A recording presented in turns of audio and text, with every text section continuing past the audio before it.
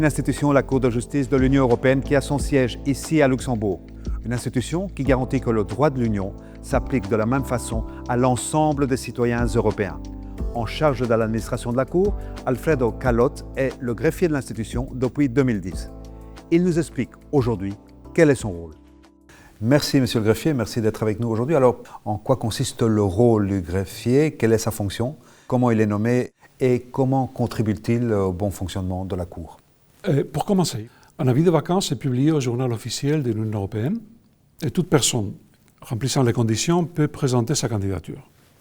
Le greffier est ensuite élu parmi les candidats à la majorité et au scrutin secret, lors d'une réunion spéciale réunissant les juges et les avocats généraux de la Cour de justice.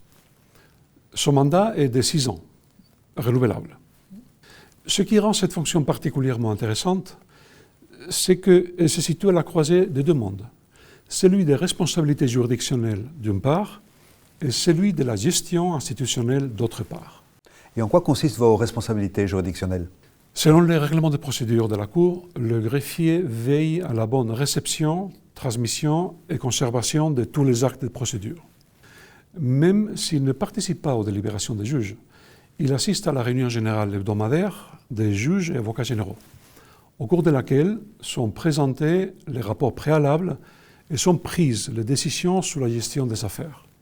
Mais si vous me demandez où se situe aujourd'hui le cœur du rôle, je dirais qu'il penche clairement du côté institutionnel.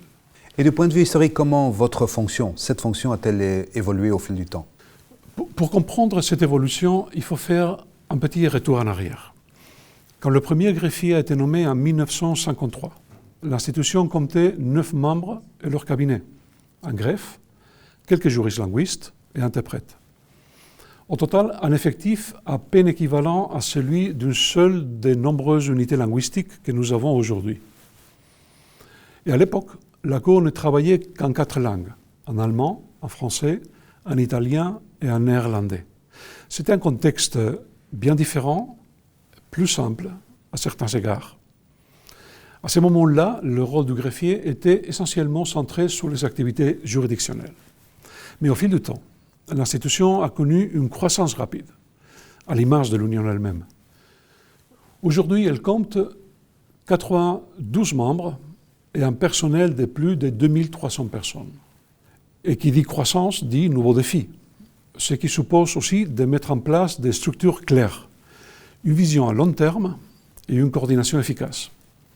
Le rôle du greffier a donc naturellement évolué vers des responsabilités de plus en plus stratégiques et organisationnelles.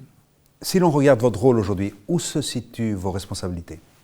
Aujourd'hui, le rôle du greffier s'articule principalement autour de fonctions institutionnelles.